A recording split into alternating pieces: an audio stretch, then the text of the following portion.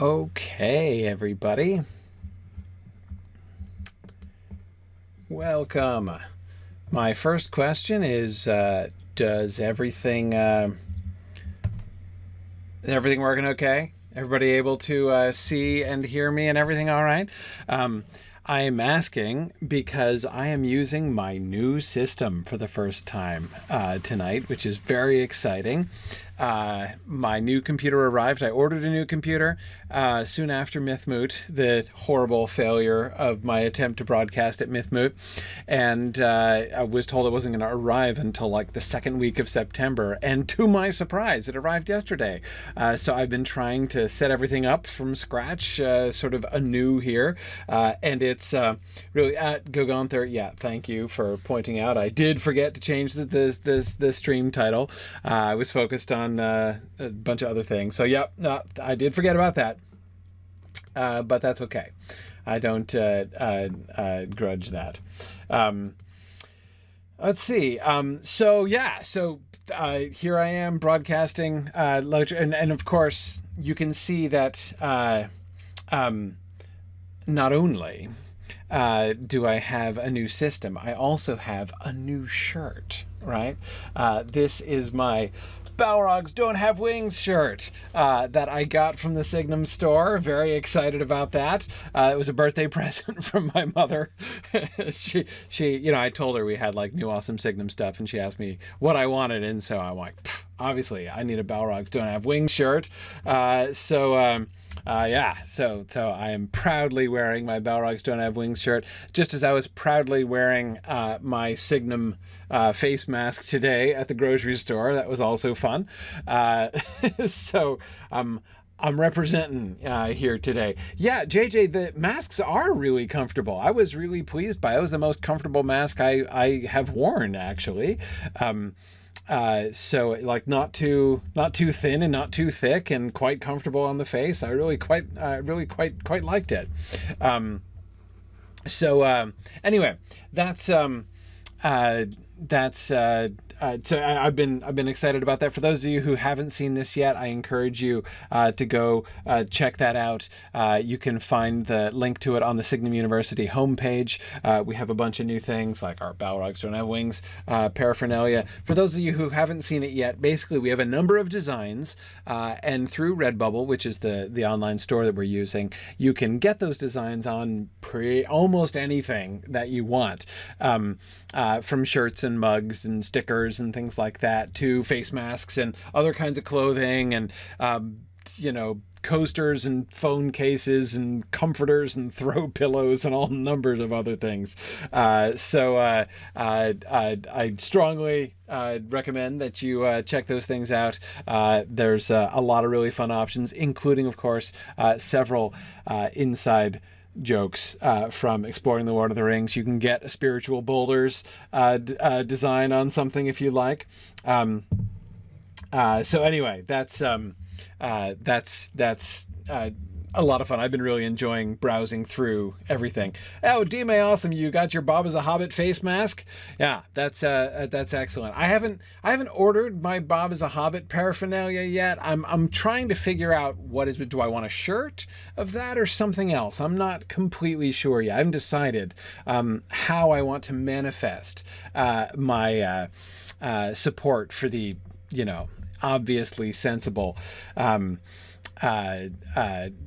stand that Bob is clearly a hobbit. Yeah, and I'm telling you, like those of you who try to tell me that Bob couldn't possibly be a hobbit because he's the ostler and can't handle horses, nonsense. For one thing, I have nieces who are like 8 and handle horses, so don't you tell me. And secondly, again, he's a hobbit. He can handle horses. It's all good. All right. Yeah, very cool. There's the link. Thank you, JJ. Appreciate that. Excellent. Yeah, I was hoping somebody would post the link there. So that's all good. And as I say, if you go to the Signum University homepage, you see there's a blog post at the top, which has the link to our store there. And yes, Matt, we are still collecting ideas for the store. If anybody has ideas for other, merchandise, other designs that would be really fun to see on a t-shirt or mug or whatever, please do feel free to suggest those. Send those to info@signumu.org, and we'd be happy to take those into account. So, yeah, definitely keep those coming. I especially love the ones, the sort of cool Tolkien ones are awesome, of course, but and of course keep in mind, that we have to abide by trademark. We can't sell merchandise with trademarked stuff on it. So there's a lot of things that you'll notice that we've been fairly selective in what we can put on this merchandise. We can't use Tolkien's name, of course, and we can't use the titles of the books or the names of most of the major characters. But of course, Tolkien trademarking has been undermined from the very beginning by the fact that Tolkien was so consistent in giving his place names very, very common names, often just basic English words. You can't, you can't trademark the Shire, for instance. That was a point of contention, but it's a common word. Even Middle-earth, of course, there have been lawsuits about that, whether or not that can be trademarked, because, of course, as Tolkien himself said, he didn't invent the term, right? Anyway, yeah, there's a bunch of ways that we can have fun with this stuff legally, but anyway. Cool. Awesome. Great. Oh, thank you, Druid's Fire. See, Druid's Fire programmed our store into Moobot, which is fun. So we get Moobot's help in posting that link. That's excellent. All right. Cool. Good. So that's my primary announcement, just to remind everybody about our new store. If you haven't gotten a chance to check it out, you totally should. It's a lot of fun. And and of course, proceeds, you order stuff from the store, and it helps provide a little bit of support to Signum University. So of course, we're really grateful for that. The other thing that I would want to point out is we are a week away from a new set of classes. Both our fall semester is happening. John Garth is teaching a brand new class on the subject of his new book, that was just released in the last few months here. Always, John is just amazing to hear talk. There are very few people who know more about, sort of Tolkien's life and world than John Garth does. So always really wonderful to hear from him. So he's going to be teaching a new course this fall at Signum, which you can sign up to audit live if you would like to, or of course, you can also still register to take our course for credit or to be a discussion auditor in our class, which means that you don't do the class for credit, but you get to sit in on the discussion sessions and everything. It's sort of the everything but the final grade version of auditing that we have. And also, of course, we are starting up a new Signum Path term very soon. So I want to encourage everybody. We are focusing this fall on our communications badges, our writing and verbal communications badges. That's what we had as most demand for, and we wanted to really focus in on that. Communication skills being the thing that people were most interested in focusing on. So we wanted to do that this term. And the other thing that's very different about how we're offering our Path courses starting in the fall is that we're going to offer all of our classes every month, so that you can kind of take them in any order that you want, and it'll be easier for you to kind of pick and choose and do things on your own schedule there. So there's a lot of flexibility built into it, but I hope that you won't delay. I know several of you attended the sort of preview mini courses that we did recently, which is great. So I just want to definitely suggest that people take advantage of that. So, all right. let us jump back into the text. So it's been a fortnight, of course. I was away last week. I was off in the wilds of Maine. My family and I were traveling around and camping last week, which was great. In fact, a week ago today, I had just finished doing whitewater rafting in North Maine, and it was a great deal of fun.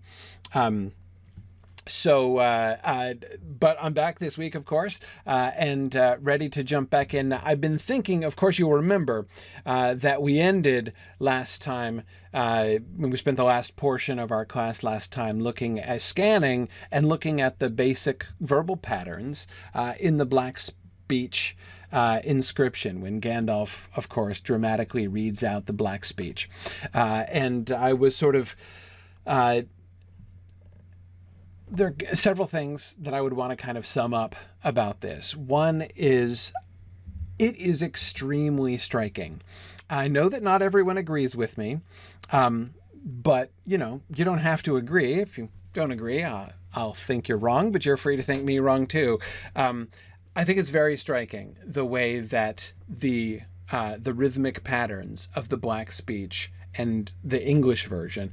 I know Westron, but I'm talking about English, right? Because those words are English there. I know it's meant to be Westron, but it's not in Westron. That Tolkien might have written a Westron version, but this is not a Westron version. This is an English version, right?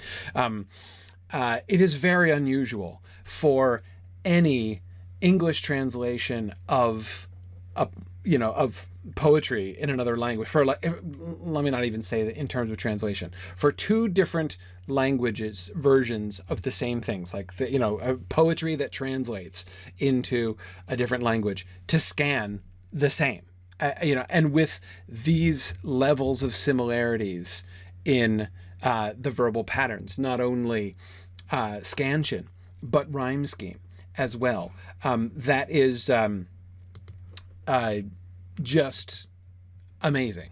I mean, that is extremely, extremely noteworthy. And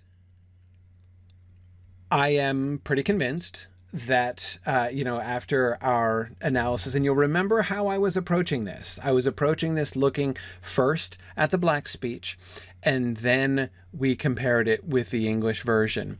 And I was trying, as you will recall, to keep you guys from translating too early, because I didn't want our ears to be biased by the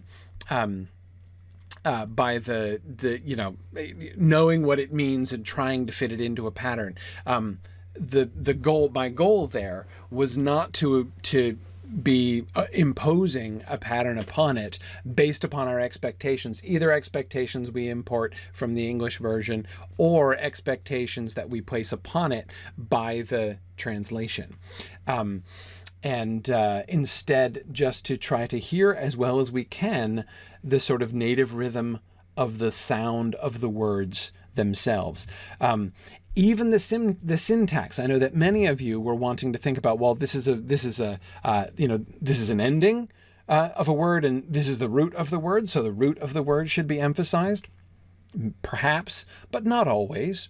That's certainly not a general rule that one can always follow in the pronunciation of any language.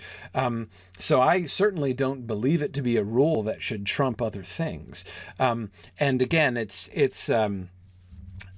you could try, for instance, to read Durbataluk and Thrakataluk as, only emphasizing the root words, right? The root syllables, Durbataluk and Thrakataluk.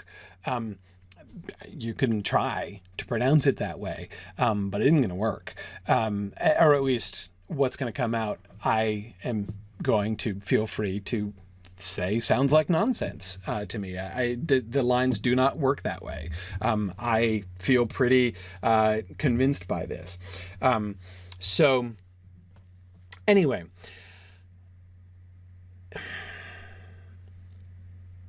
what is very clear to me is that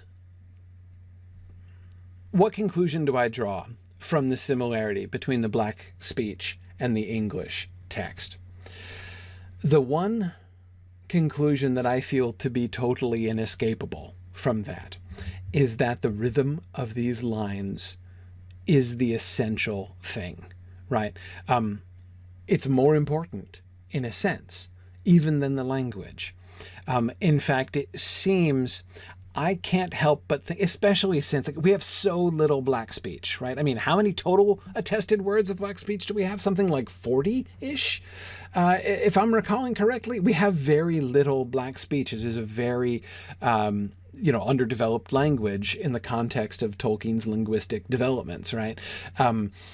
And of the black speech that we have, this is a huge percentage of it. So there is nothing, I think, in the black speech, in sort of like the linguistic context or concept of the black speech, which sort of necessitates, which kind of imposes anything really upon this, right? It seems to me that Tolkien has a pretty blank slate from a linguistic standpoint to do this, and I think that again, there's the one thing that these two things have in common, and that's their rhythm, right? The lines sound almost exactly the same, whether it's in the black speech or it's in the English. And therefore, it's, again, the conclusion that seems to me inescapable is that the sound of these lines is the most important thing. And that seems to me fairly typical. I think that when Tolkien describes things, right, when Tolkien's writing prose and he's describing landscape and stuff, the reason he spends so much time describing landscape is that when Tolkien was writing, the very first thing he did was picture things. He talks about this a little bit, and we have seen evidence after evidence of this in our reading of the history of Middle-earth, especially when we were going through the draft history of The Lord of the Rings given in volumes, 6 through 9? 6 through 8.5 of the history of Middle-earth. When we were going through those in the Mythgard Academy sessions, we saw this again and again, right? How he first pictures things, and he tries to capture those visual images that he has, and that's why he's got all those really long landscape descriptions that so many people complain about, right? People who don't like Tolkien's writing style will very often complain about his interminable landscape descriptions, and that's because it's what he's seeing first, right?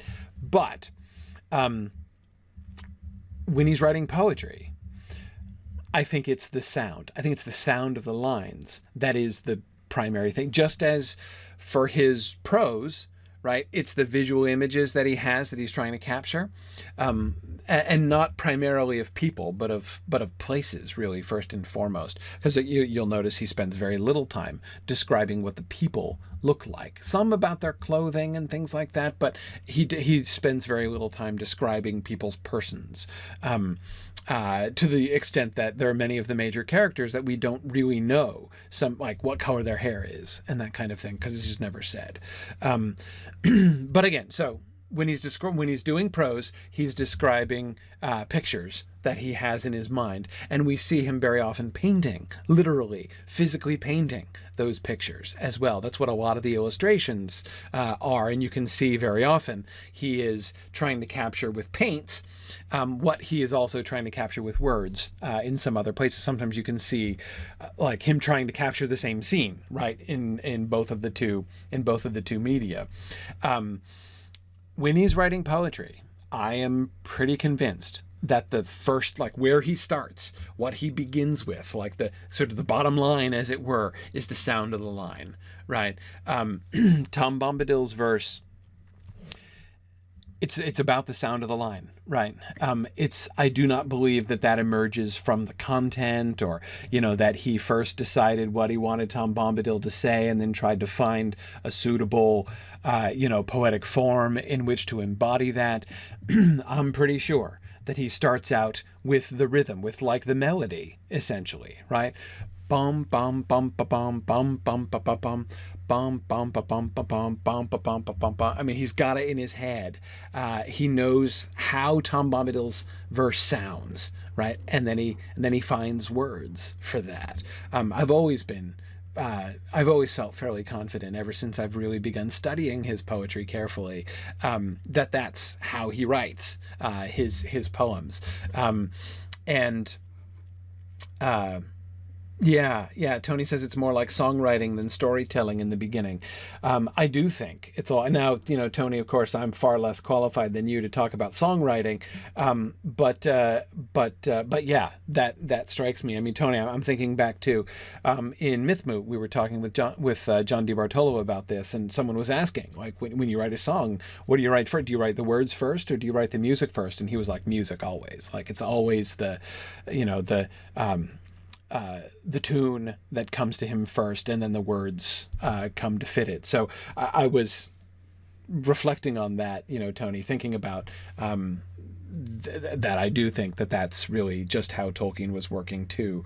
But yeah, I see Tim and Tony both suggesting that the sort of the way in which Tolkien tries to capture what it's like to see Middle-earth, right?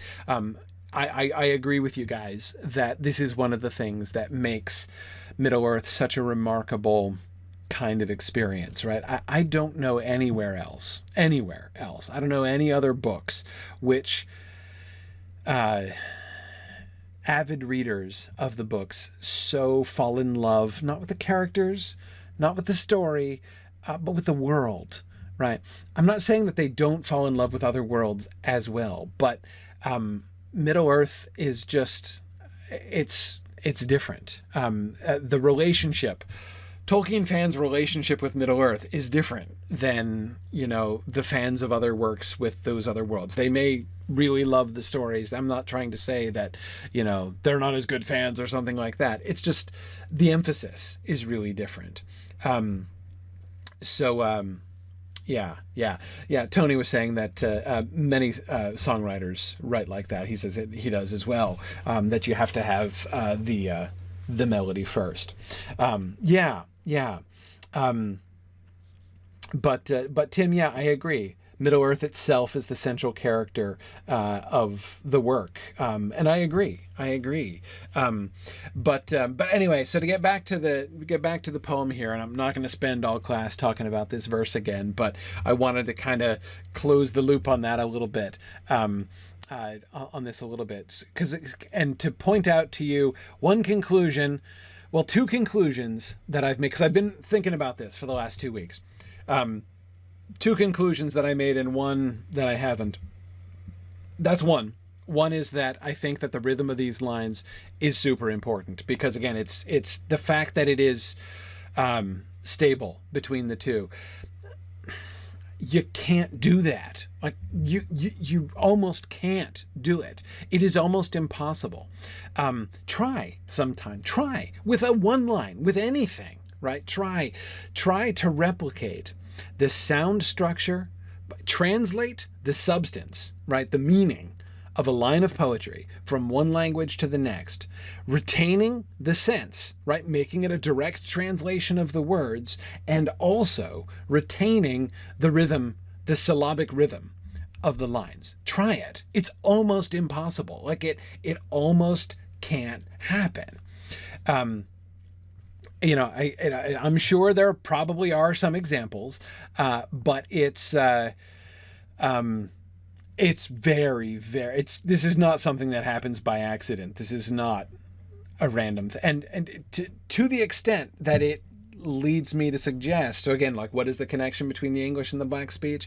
I have to think that the English came first in Tolkien's mind. That I don't consider a given for all of Tolkien's poetry, where we have both the English and a version of the poem in one of his invented languages.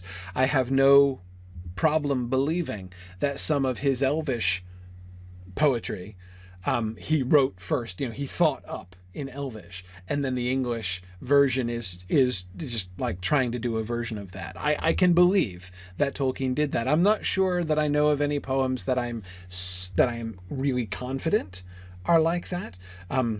Elbereth Gilthoniel is the only one that comes to mind as a really good candidate for that.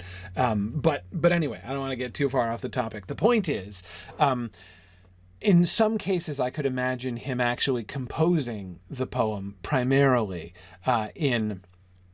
actually, we're going to come across an example of this, which I think is a pretty clear example of this, and that's Galadriel's long song at their departure, right? Which you may remember, remembering ahead, right? The narrator is only going to give us essentially a prose translation of, whereas it's in verse in the Quenya. Anyway, I am sure that he does that sometimes. Again, that seems to be an instance of it. But again, you'll notice how far those are apart, right? The English version and the Quenya version are not anything like this, right? There's not this kind of connection between them. So I don't believe that he composed this in the Black Speech and then wrote an English translation of it. I believe that he composed this in English and then translated it into Black Speech, especially since there's small evidence that he even got so far in creating Black Speech as a consistent language that he could compose something in it. So anyway, I think that he composed this in English and translated it into the Black Speech. And under the circumstances, given the closeness of the rhythm, I think it most likely that the very structure of Black Speech, the linguistic structure of Black Speech, seems to me very likely to be influenced by the desire to make this fit the rhythm, right? That he had the rhythm in he knew what he wanted the Black Speech lines to sound like. And I think he made it work. Again, this doesn't happen by accident. So that's one conclusion. The second conclusion is back to that extra syllable, which I know most of you wanted me to just let it go last time, but I can't let it go for exactly the reason that I was just saying. This doesn't happen by accident. This parallelism between the extreme poetic parallelism between the Black Speech version and the English version suggests a very careful attention to detail on Tolkien's part. And we know how carefully he attended to details in cases like that. So I do not believe that the extra syllable, which does seem to be an extra syllable in that second line in the Black Speech, I cannot believe that that is an accident. I just can't. Tolkien would not have crafted this in this. And first of all, I don't think that he would have left it. He was way too careful. He's not going to just be like, wow, close enough, right? No way is he going to just do that. He's going to leave it that way. And secondly, there was no inhibition. I mean, no inhibition at all. Again, he's literally, as far as I can see, making up the Black Speech as he goes along, making this translation. And I think that there's evidence that he is even choosing structures for the Black Speech in order to make it fit the rhythm that he already has in his head here. So why didn't he finish that? Why did he abstain from that in one case, like about that one syllable? And I don't know the answer. So I'm convinced that he did that on purpose, that he's well aware of that. I absolutely refuse to believe, cannot possibly believe, that he did that by accident. The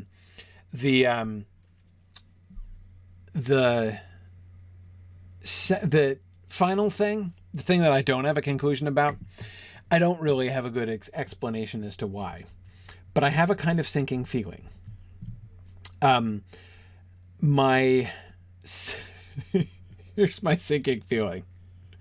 My sinking feeling is that I was kind of pushing at the meanings, thinking about the translations of the words and stuff. You'll remember at the end of last time, trying to think if there was some kind of point or some kind of joke, thinking like Bilbo, to the extra syllable, right? Is he doing something? I hear several people have been suggesting that, he wanted to make it rougher because it's black speech. Yeah, it's supposed to be ugly, and I get that. And it is ugly all by itself. But again, like, the rhythm is the important thing. And what's more, the rhythm is very, as we observed from the very beginning, way back in chapter 2, when we talked about the English version that Gandalf quoted back then, it's very incantatory. And that's clearly part of the thing, right? So yes, it's ugly. Yes, it's supposed to be imperfect. But he was expressing the ugliness of the language through its sounds, like through its consonantal structure primarily, right? Ash nazg dur bataluk, ash nazgim batul. It's ugly. You can't make that sound pretty. So he'd already accomplished the ugliness. The ugliness is baked in, right? He didn't need to mess up the rhythm, which was the dominant feature of the whole thing. Why would he do it? Here's my sinking feeling. My sinking feeling is, so there are, now I do like the theory. I do like the theory that several of you are pointing to, thinking back to conversations we had with Serena Higgins about demon summoning spells performed on stage, that you don't want to put a real spell of the full ritual as part of a performance because you don't want to accidentally summon a demon live on stage during a performance. Everyone would find that awkward. So I kind of like the idea that Gandalf has deliberately screwed it up. Like, he knows the black speech really well, and he deliberately messes up that last line in order to prevent it from, doing anything or doing more than it does. I am willing to accept that. That's, I think, at the very least, that is a fun explanation for it. That it would be perfect. The rhythm of it would be perfect because this is this utterance of power, but this is a spell by Sauron. So and Gandalf does not want to. He's quoting it, and we'll look in a second at what a big deal that is. And I think that the following paragraph here gives us a certain amount of support. Gives that theory a certain amount of support, I think. But here's my sinking feeling.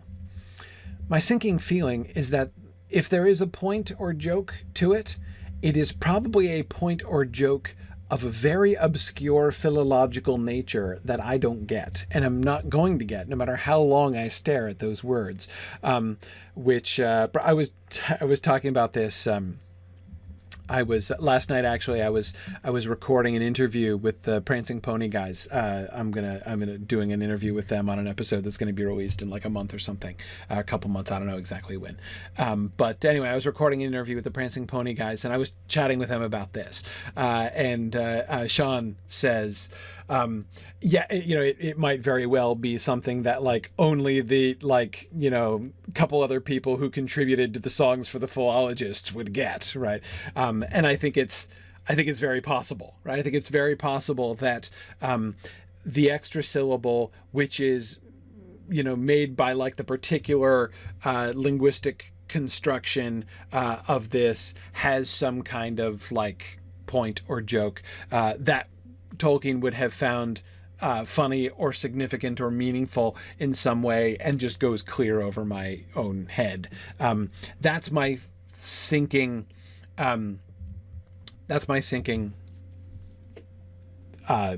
fear, my sinking feeling about that line, and what ultimately leads me to let it go and move on, because I think that seems to me probable. So JJ, the extra syllable seems to me to be an ishi. Ishi. It's the she, the last syllable, the final vowel, the I ending of Borzamishi is the I would say that's the extra syllable. Krimpatul, Burzum, ach, all of those map cleanly. Yeah, yeah. What does that translate to? If I'm doing my black speech properly, it's basically, it's the in the. So Burzum is darkness. Ach is just and.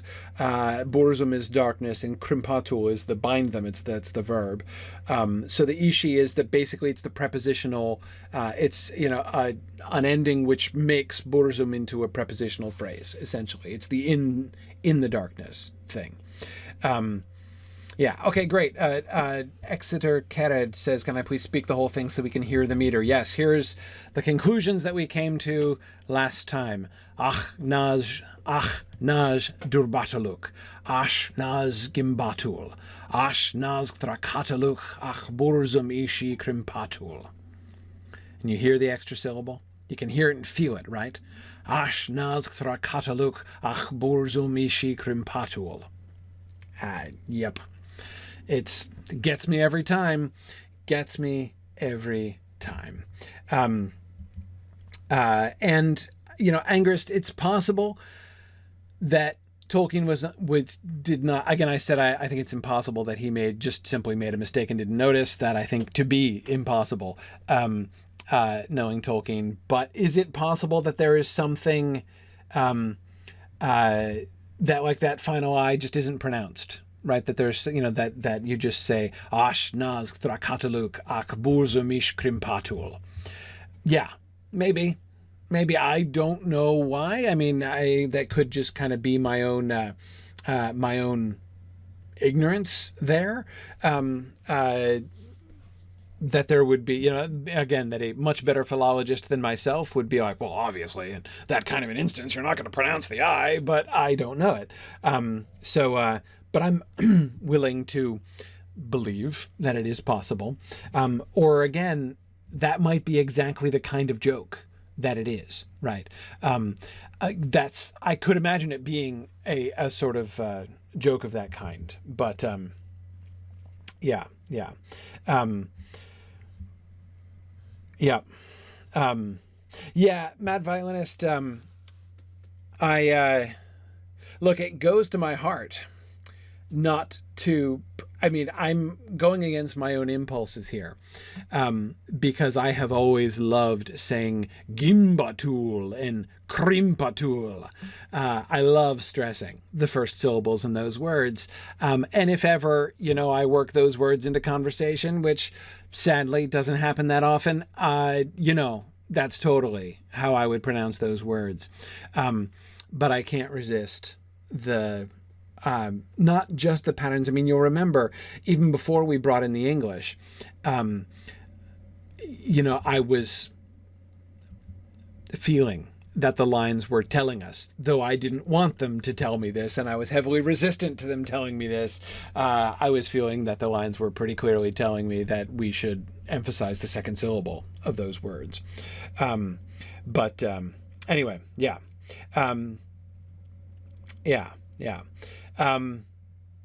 Grim Dragon says, if Tolkien were looking down upon this conversation, is his reaction a laugh or a facepalm? Oh, I think both. I like to think, Grim Dragon, that it would be a benevolent and indulgent smile with perhaps a small shake of the head. I don't know. Anyway, okay. So that's all I wanted to say about that. As I say, I did want to come back and close the loop. Now let's look at the response. The change in the wizard's voice was astounding. Suddenly it became menacing, powerful, harsh as stone. A shadow seemed to pass over the high sun, and the porch for a moment grew dark. All trembled, and the elves stopped their ears. Never before has any voice dared to utter words of that tongue in Imladris, Gandalf the Grey, said Elrond, as the shadow passed and the company breathed once more.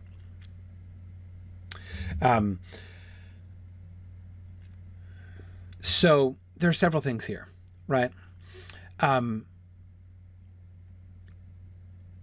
If you just had Elrond's words, if we didn't have that first paragraph, If we went right from the incantation to never before has any voice dared to utter words of that tongue in Imladris Gandalf the Grey, it would merely sound like Gandalf had been rude, right? Like, you know, that he had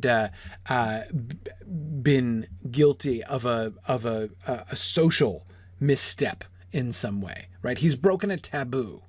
It is forbidden for the words of the black speech to be spoken in Rivendell. Gandalf knew that. He broke the rules, right? I mean, it's what it sounds like. Again, if all we had was that, that's what it would sound like just happened here, right? And even in the sentence before, the elves stopped their ears, right? Makes it sound like the elves are just kind of fussy, right? Like, oh, please, no, stop it, right? You know, like he's playing the bagpipes really badly or something, right? I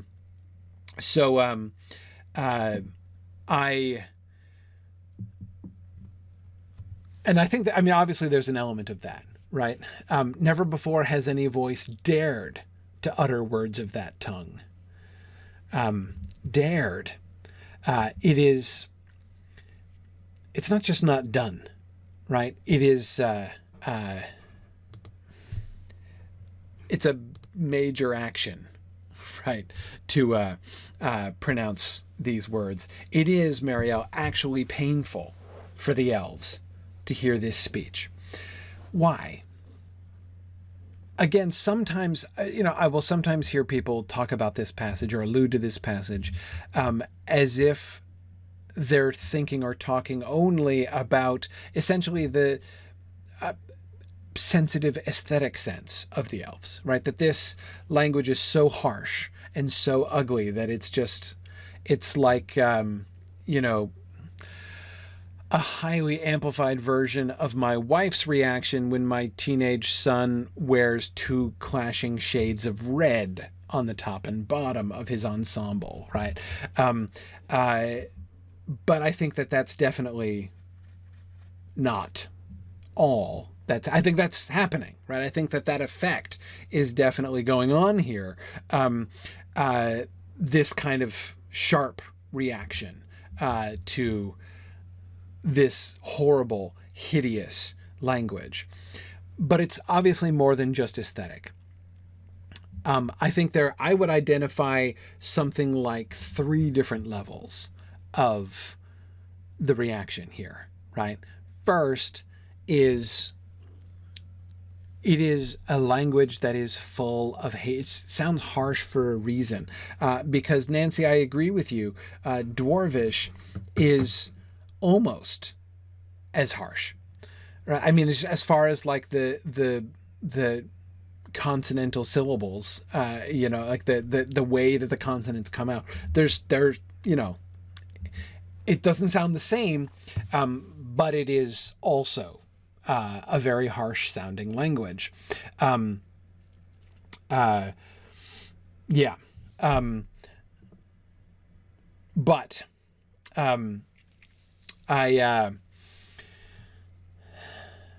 it's clearly not just an aesthetic thing, right? It is a language which is designed to express, you know, Tolkien did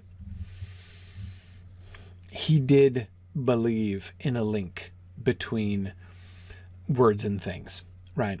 That there was a fitting expression, fitting words for fitting things. If you have an ugly sounding word, which means, or, you know, which points to a beautiful thing, it's a bad word. Like, it's the wrong word. It doesn't fit. Language should be fitting. And the black speech is fitting, right? And Green Great Dragon, exactly. Dwarf, the dwarf language, Kuzdul, is uncouth, but not hateful. Yes, exactly. This is the black speech is a fitting language for the kinds of things that are generally said in it, right? For the hatred of Morgoth and of Sauron, the hatred, resentment, you know, envy, desire, all of these things. Yeah, Drakon Tarakni says Dwarvish merely sounds like grinding stone, while black speech sounds like cruelty and violence. Yes, yes, good. And I see that Karita and somebody else was saying a similar kind of thing. Yeah, Tony, that there could also be something quite like a PTSD reaction on the parts of some of the elves, that just hearing the black speech is recalling to them memories. And of course, elvish memories are a little different from human memories, of hearing and seeing orcs and their hate, not just hearing their hateful voices, but suffering their hateful actions as well. So the first level is just the simple aesthetic, like it's nasty, right? But then there's that other level, right? It's Gandalf is giving voice to a malevolence and hatred which is totally not okay in Rivendell, right? Which is completely discordant. And I use that word very carefully here, right? Very discordant with, all of the basic sort of harmonies of Rivendell here.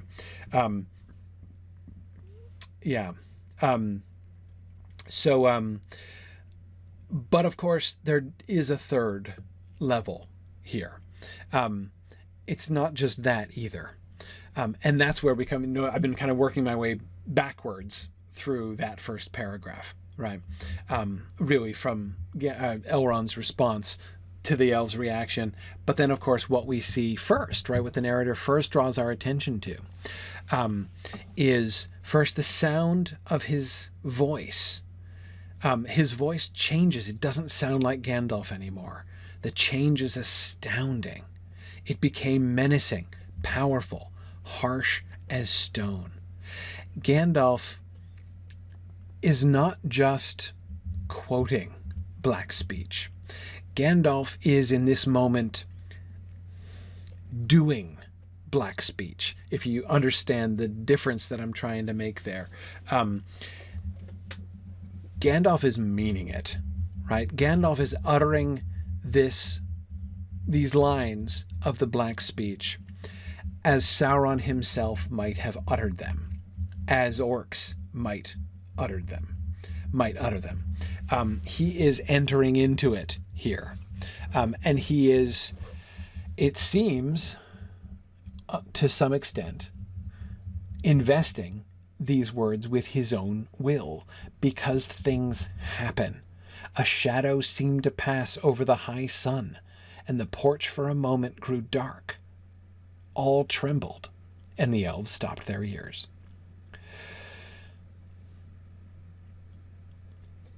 A shadow covers the sun. Darkness falls when Gandalf says this. And again, if we go back, one ring to bring them all, and in the darkness bind them. That's, the invocation of the darkness, right? The bringing of everyone into the darkness. When he says that, darkness comes, right? Darkness, for a moment, enfolds them, right? They're not being brought back to the darkness, but the darkness is for a moment brought to them. And that's a big deal, right? This is a very big deal. Gandalf is here doing magic, to use that word, right? Again, he is not just quoting. He's not just reading. He is saying these words, and he's investing them with his. He is showing what they mean, right? Gandalf is not just, and notice how he built up to this, right? He built up to this trying to answer Galdor's question. What are the proofs that this ring is the ring of power? And his culminating proof, right? The final the most rock solid piece of evidence that he has is the fact that the fire letters that Isildur saw and wrote about on that scroll that he read in Minas Tirith are also on that ring, right? There are lots of ways that Gandalf could have presented that. He could have demonstrated it, right? Let's get a little fire. I'll chuck the ring right in and I'll show you the letters right now, right? And you can see it just as Isildur described it, and I can translate it for you. Indeed, many of the elves in the room could have translated it for them, right? Could have read it and told them what the ring said and confirmed independently that this is what, though of course they don't, he didn't bring Isildur scroll with him, but still, he still has done a fair bit to prove it. But notice that he is not bringing forth proof here. He sets it up like he's going to bring forth proof, and then instead, just at the moment where he says, that the fiery letters can still be read if you have the heart to set the precious thing in the fire for a while. This I have done, and this I have read. So he's doing it again as if presenting forensic evidence, and then instead casts a spell. He is completely changing the conversation in this moment. Going well beyond proving that this ring is the One Ring. Yeah,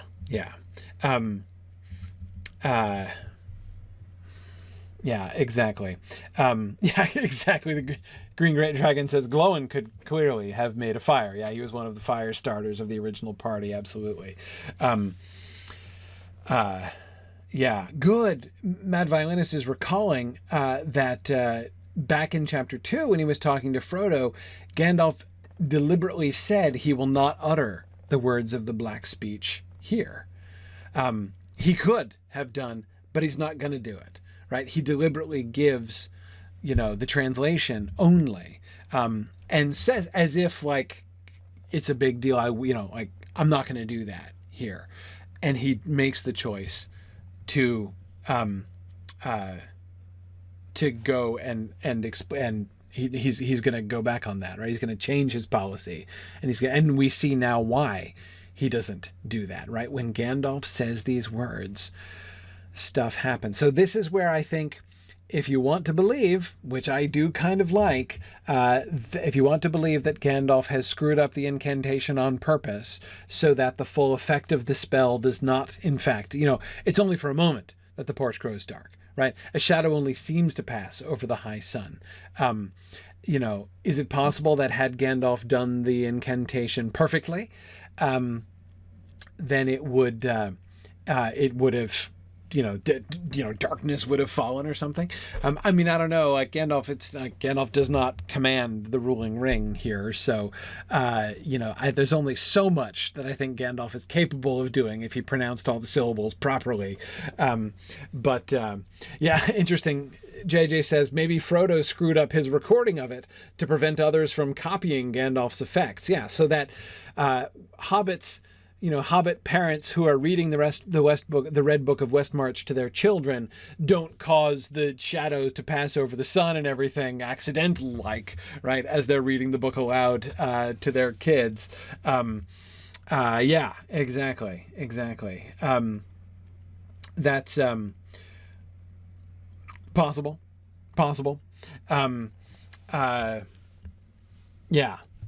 It's possible. So Lincoln, I don't know exactly what the spell does or would do. It's clear it makes them all tremble. The elves stop their ears, and the company breathed once more at the end. Everyone's holding their breath, right? There is certainly a kind of oppression that comes into the room. So here's the thing that I can't help but remember. We've seen something a little bit like this before, right? And that was when Gandalf showed a little bit of Gandalf the Grey uncloaked to Bilbo. That is when Gandalf exerted his will on Bilbo in order to help him to resist the power of the ring back in chapter 1. Right? Remember when he seems to like grow larger and loom larger and everything. There's even reference to, to like a shadow from him there. There's a similarity, I think, if we look at those passages, there's a similarity between when Gandalf, kind of uncorks his power there a little bit with Bilbo in Bag End, and here when he recites the Black Speech incantation. In both cases, he is exerting power. He is exerting his own will. And this one is meant to be disturbing. This is, I think, so like, what is the spell supposed to do? What is it? I think it is supposed to provide a glimpse of the shadow, of the horror, of the terror, of the oppression, of the suppression of spirits and power, and of other powers, right? That we see Sauron capable of, that we see in the Semoth Naur, in the at the cracks of doom themselves, at the center of Sauron's power, that we see what Sauron does to Minas Tirith, right? With the after the dawnless day, all of those things, right, seem to be similar to the brief transitory effect, right, the fleeting effect that is created in the hearers of Gandalf's recitation here. Grim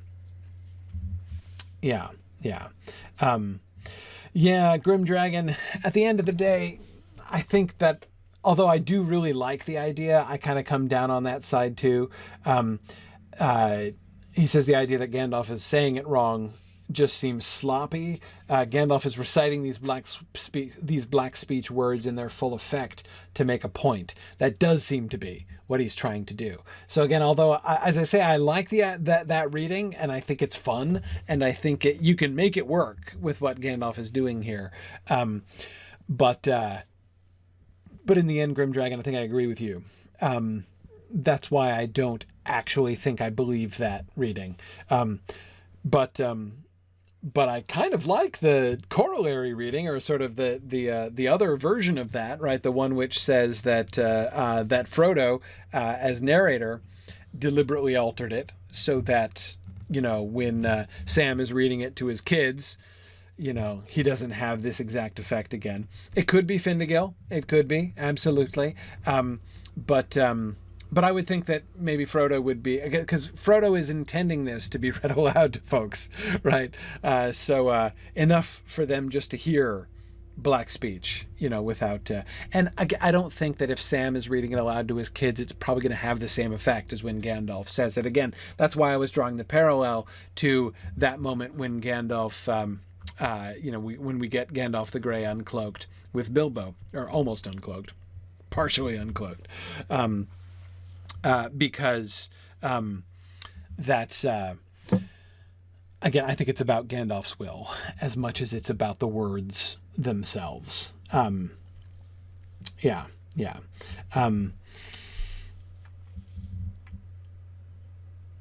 Okay. Marielle points out, don't forget the ring is like maybe 10 feet away, and that might exacerbate the effect. Possibly. Possibly. Anyway,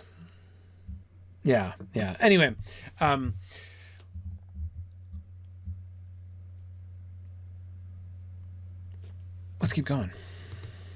Let's just recklessly do another slide. That was a short one, so it was kind of cheating. "And let us hope that none will ever speak it here again," answered Gandalf. "Nonetheless, I do not ask your pardon, Master Elrond.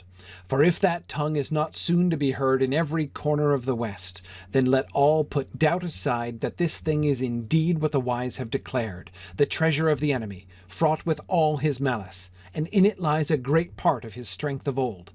Out of the black years come the words that the smiths of Eregion heard, and knew that they had been betrayed. One ring to rule them all, one ring to find them, one ring to bring them all and in the darkness bind them. Know also, my friends, that I learned more yet from Gollum. He was loath to speak, and his tale was unclear, but it is beyond all doubt that he went to Mordor, and there all that he knew was forced from him. Thus the enemy knows now that the one is found, that it was long in the Shire, and since his servants have pursued it almost to our door, he soon will know, already he may know, even as I speak, that we have it here. Whew, okay. You see the shift, right? Gandalf has come to what, again, looked like to be merely the forensic climax, right? When he finally proves his case. Galdor, I have provided the proofs. This ring is totally Sauron's ring, right? There's no reasonable, I've beyond a reasonable doubt shown that we can conclude that, and instead he doesn't do that, right? Or I mean, he does that, but he goes way beyond that and shows that his point is entirely different. What's he doing? What do you see Gandalf doing here, and why do you think Gandalf is doing it? What conclusions do you think we can draw about Gandalf's, well, I don't want to say agenda exactly, because I don't mean like the meeting agenda. Gandalf's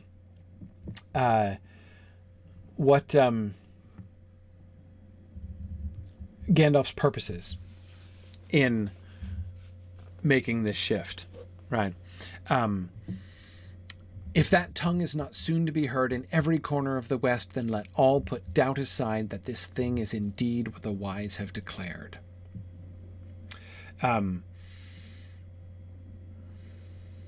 Yeah, WKU, it does underscore the seriousness of the decision. Absolutely.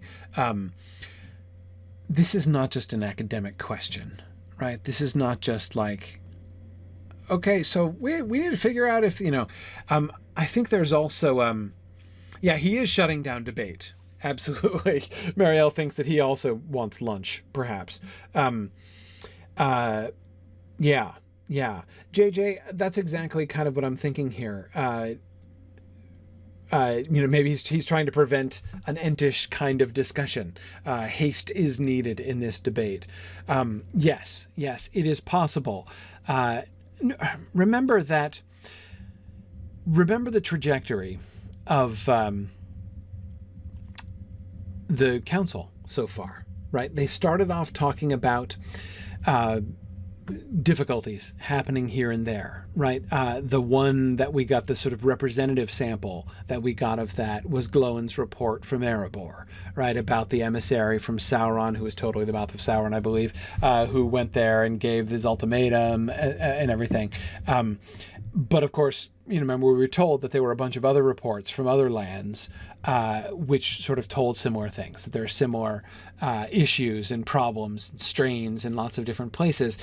So at the beginning of the council, it sounds like this is going to be a council in which people from all the, people who are generally friendly towards each other are coming together from all these different lands, and they're sharing their concerns and giving advice, and maybe hopefully, the ideal outcome of such a council would be forming like alliances and agreements to help each other in their times of need and all that kind of thing, right? I mean, that sounds like that's the kind of meeting that we're having at the beginning, right? And then, but Elrond pushes it, right? Because of course he knows that there are other things that need to happen, right? They have to talk about the ring. And so he goes and he explains the history of the ring and all this stuff, and we get and this has now built up to the revelation of the ring, right? Frodo standing forth and revealing the ring, and Gandalf now immediately, upon being pushed to provide proofs, right? How can we be sure that this is really that ring? Gandalf doesn't only provide those proofs; he does, quite fully, in the end, provide those proofs. But he pushes it much further beyond that, right? To immediately saying, this is not something just to talk about anymore, right? We can't indulge in speculations and inquiries and sort of academic discussions. Tarlonio, as you say, this is not an elven talking party. No, it isn't. Yes. Good. Marielle, I agree. Marielle says that Gandalf is emphasizing that the actual task set before this gathering of the free people, is this, right? This was not, a council that was called. There is something that they're all gathered here to do, and that's already been pointed to very clearly in Boromir's poem, right? In the vision in the Gondorian vision. About how important were the councils that would be taken here, right, in Imladris. So absolutely, Gandalf is saying he immediately turns up the frighteners, right? Why does he do it? Why does he say it in the Black Speech? Why does he do here what he explicitly declined to do back in Bag End? I do not ask your pardon. I'm not sorry that I did it, right? I did it on purpose. Why? If that tongue is not soon to be heard in every corner of the West, then let all put doubt aside. So goal number 1, can we not argue about this, right? Please, I don't want to hear anybody poking holes in this, right? We have I've given proofs. I've given good proofs. Some of you might think that there's reason for doubt, but please set doubt aside, right? Put doubt aside. This is the treasure of the enemy, fraught with all his malice, and in it lies a great part of his strength of old. Notice where he's pushing things immediately, right? What is the significance of the fact that they have the One Ring? Let's not get caught up on things, right? Yeah, O'Malley, he doesn't want debate, which elves are well known for. Absolutely. Yeah.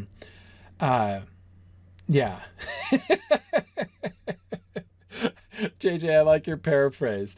Bless me, haven't you got a ring? And didn't you hear our poem? And haven't we been talking about all this for hours? Yes. Exactly.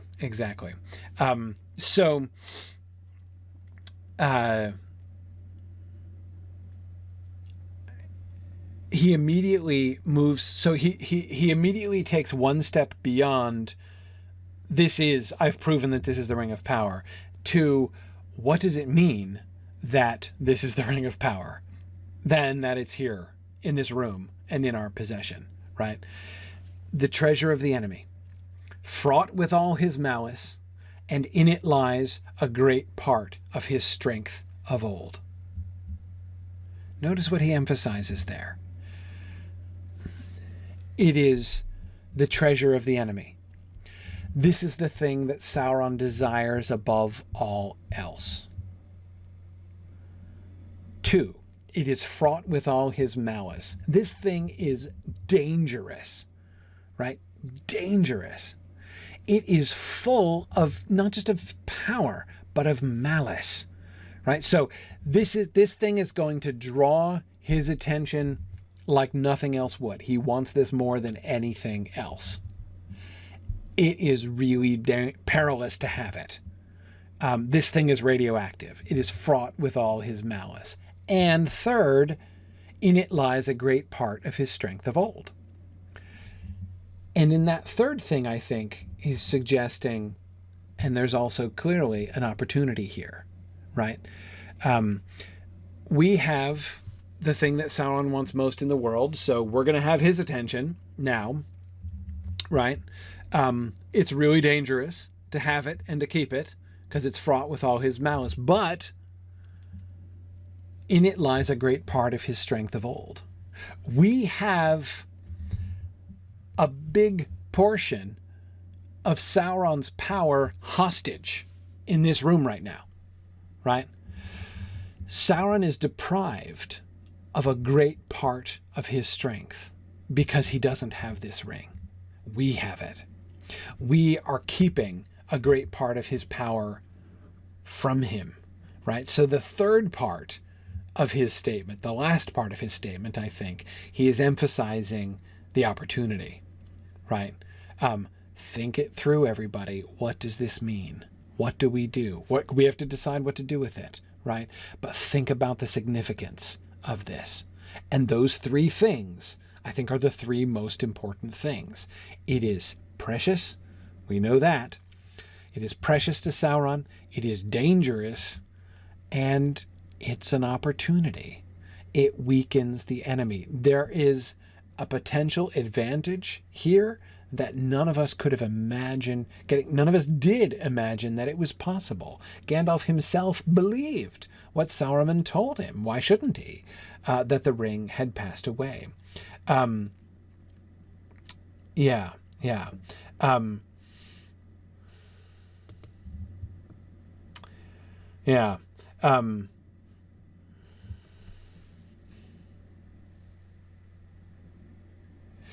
Yeah, it is, of course, Tony, as they, being Gandalf and Elrond, going to point out, the key to his destruction, absolutely.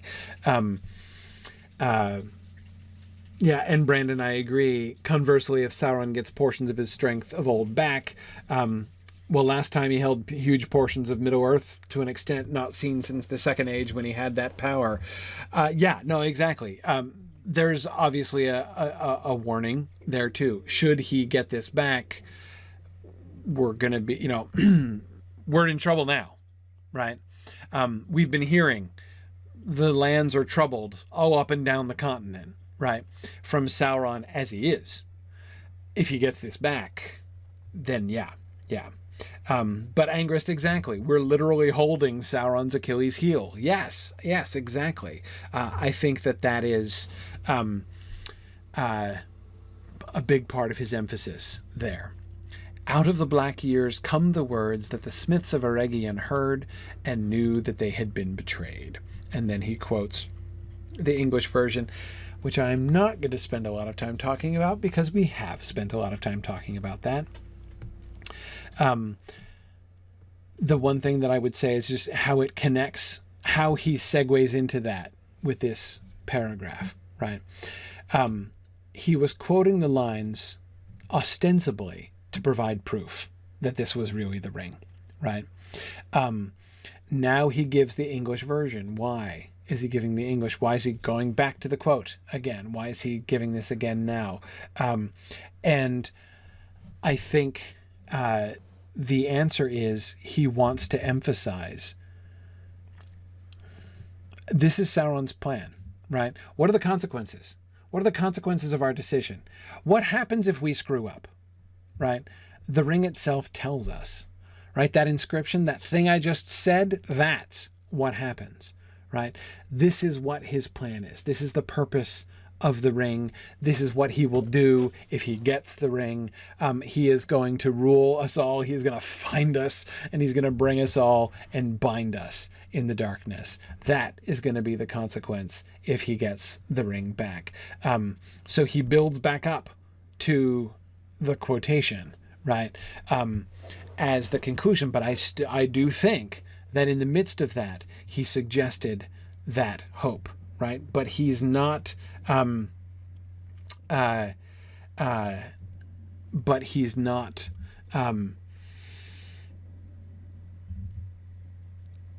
he's not emphasizing the hope primarily, right? His first purpose in this passage is to freak them out, right? I don't ask your pardon, Master Elrond. If I did I freak you guys out? If so, good. I meant to do that. Yeah, mission accomplished. Exactly. Know also, my friends, that I learned more yet from Gollum, right? It gets worse. You thought that was the bad news. Oh no, that's not the bad news, right? He went to Mordor, and there all that he knew was forced from him. Thus the enemy knows now that the one is found, that it was long in the Shire. And since his servants have pursued it almost to our door, he soon will know. Already he may know, even as I speak, that we have it here. It would be a dreadful chance as he said to Frodo back in chapter 2, even if the enemy were still clueless, right? Yeah, yeah.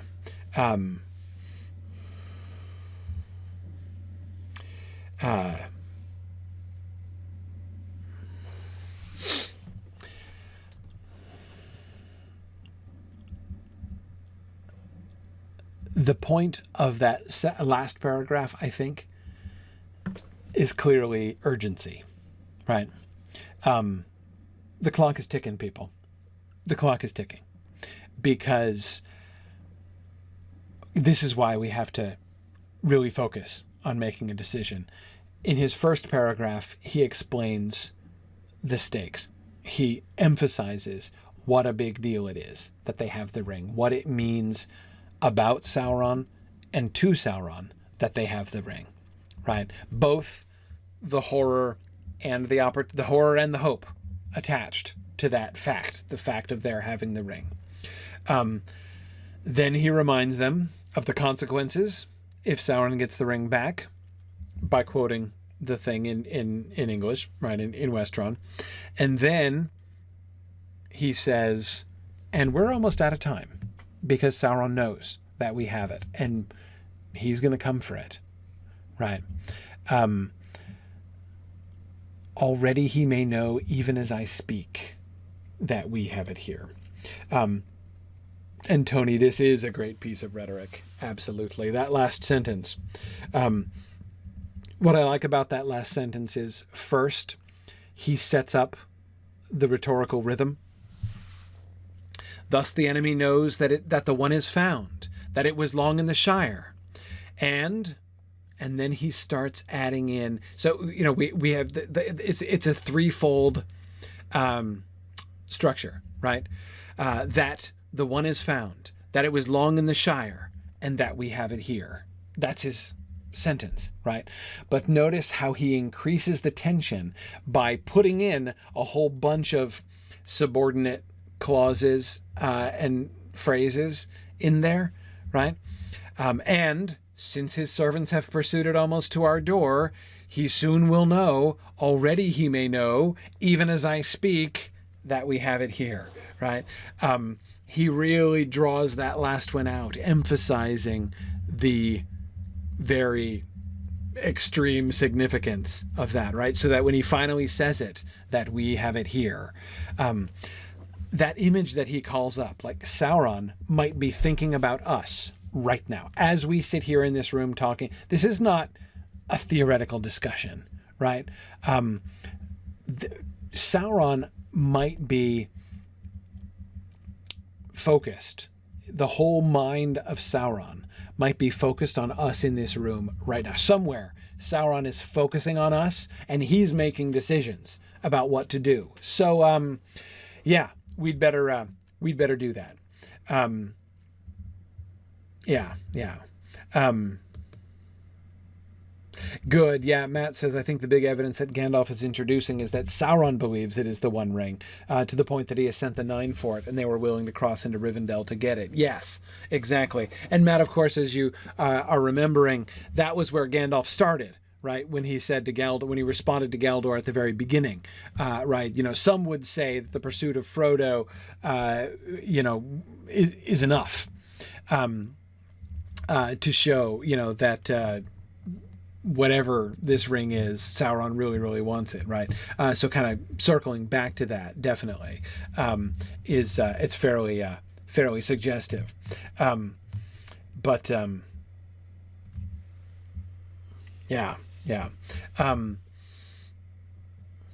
good. So yeah, the question, and I saw there was a little bit of discussion of this earlier on. The question of how it's been not that long. It's been what, a few days basically, since did the Nazgul get back to Sauron in less than a week from the fords? Well, first of all, they were sent home without their cloaks and boots. So I don't think they rode horses all the way. I think they could have covered that ground pretty quickly. It's also possible that there were other ways that this could be revealed to him. Matt, I saw in passing the point that you made before, and I only skimmed it, so I might not do full justice to it, but I think it's a really interesting idea. Matt's question was, he's remembering when Gandalf he's remembering ahead to when Gandalf lights the fire on top of Carothras, and Gandalf says that he has written "Gandalf is here" in letters that can be read, all the way down to what does he say, the Gap of Rohan, or the mouths of Anduin? I mean, like across the continent, basically. So Matt, if I'm remembering, if I was getting it correctly, your point was when Gandalf does the Black Speech incantation, when he, does that spell, is it possible that Sauron himself could be aware of Gandalf? That could be, almost a kind of declaration. Yeah, JJ was just asking the same thing, and that's what made me, JJ, want to come back to Matt's point there, even as I speak, right? The connection to his own speaking there. Did he just make Sauron aware of it? Now, the big obvious question here is, why on earth would he want to do that? I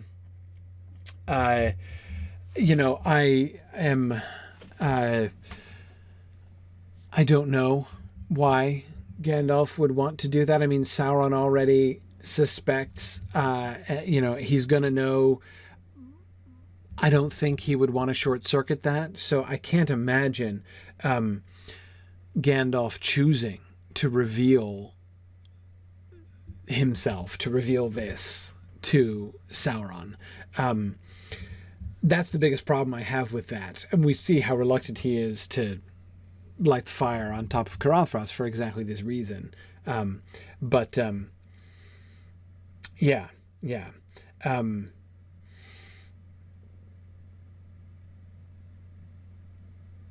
don't know.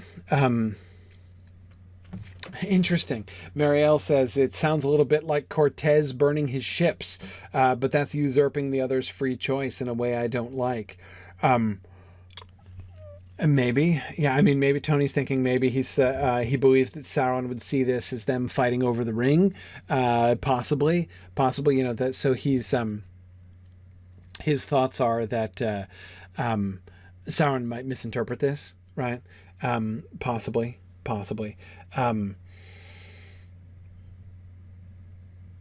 Yeah, I don't know.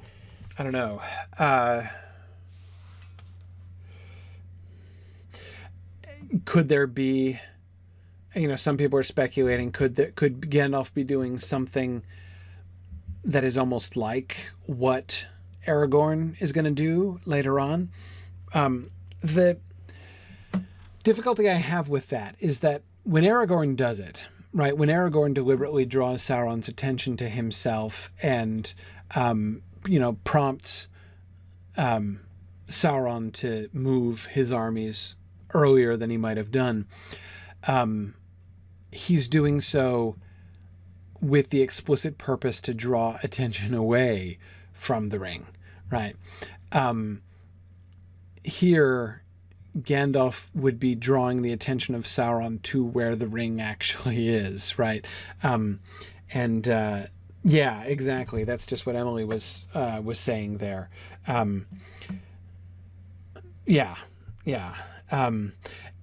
Brooktail says, if Gandalf were declaring their status to Sauron, they wouldn't sit around Rivendell for so long. They'd sit out immediately. Yeah, it's really hard to imagine Gandalf being like, so first I'm going to draw Sauron's attention and basically just, defy him openly and say, yeah, we've got your ring right over here, and then we're gonna sit around for a month, right, and not do anything and wait for him. That's so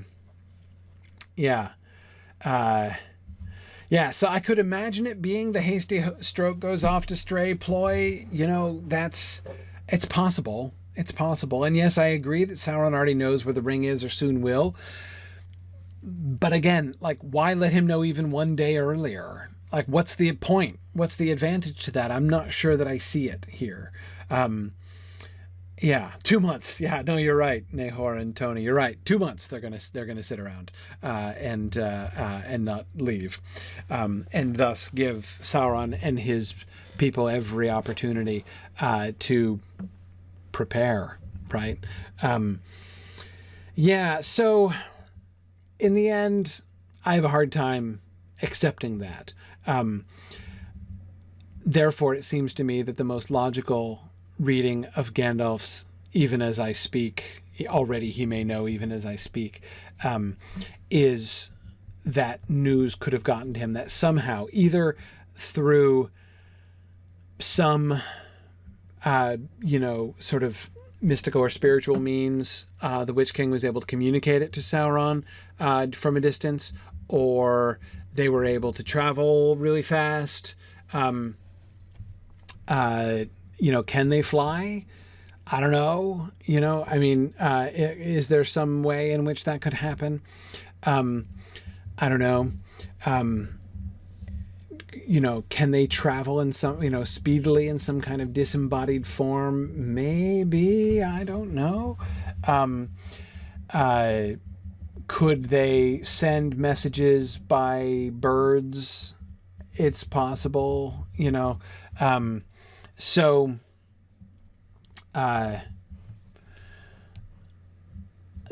but whatever the mechanism is, the method of communication between the Nazgul and Sauron, that seems to me the most likely explanation. And Trifle, you are right. It could also just be rhetoric to increase the urgency.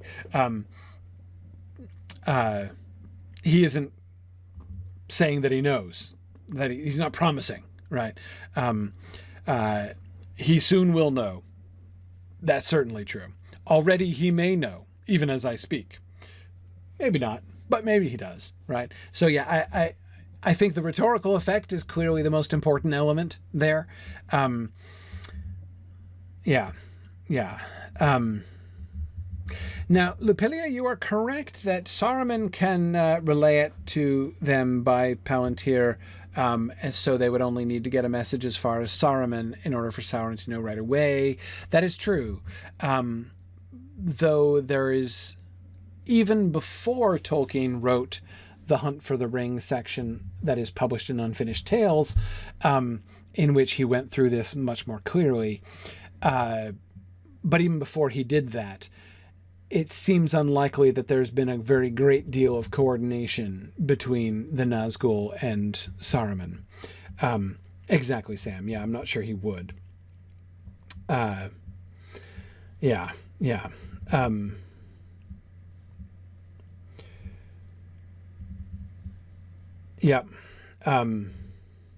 Yeah, Mike, I also have a problem with fast unbodied Nazgul.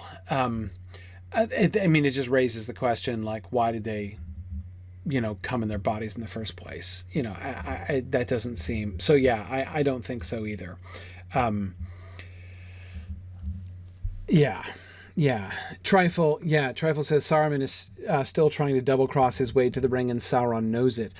I don't think that Sauron would want Saruman to be entrusted with this information, to be perfectly frank.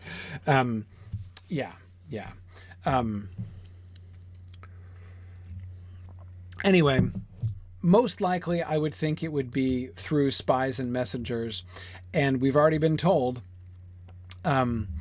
that it was that there are birds that are in his service. So that seems certainly the most likely. Could a bird, or series of bird messengers, if they've got some sort of avian message service, could that possibly get through? Yeah, I think it's possible.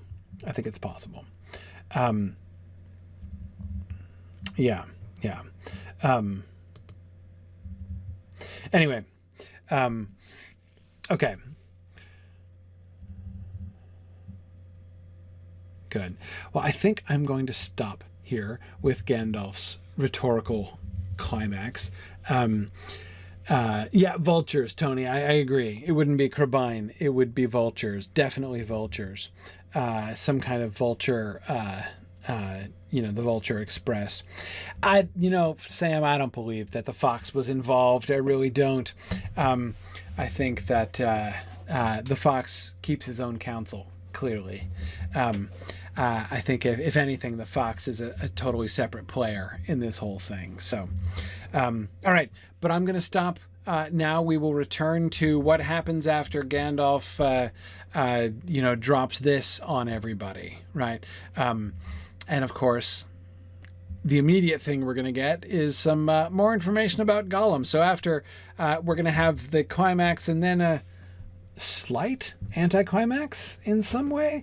But anyway, we'll continue with that next week. Thanks everybody for joining me. Great to be back. Great to be once again stable. Broadcasts seem to be working okay here tonight. I've been pretty pleased with that. There's still a lot of things about my setup that I'm getting used to because everything is different, and I now have a bigger screen than I had before, so I'm getting used to new layouts and stuff.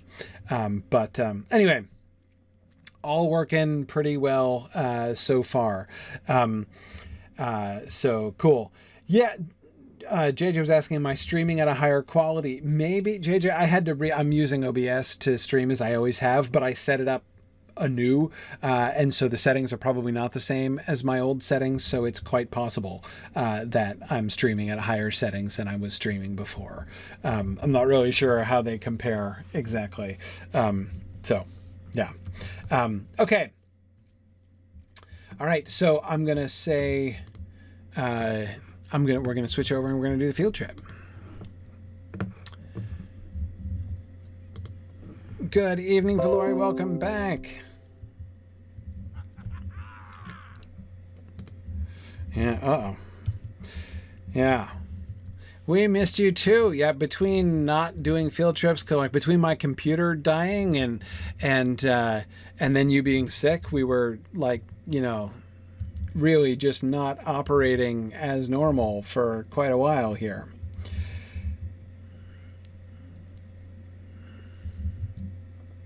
Oh, yeah.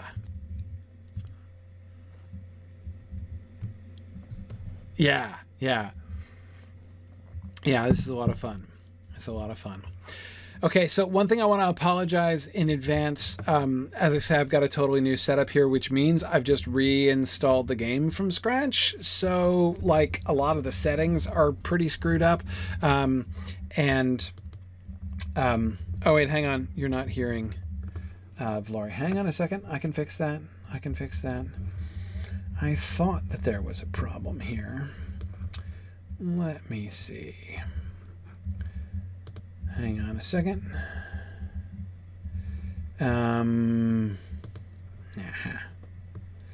Okay, let's see.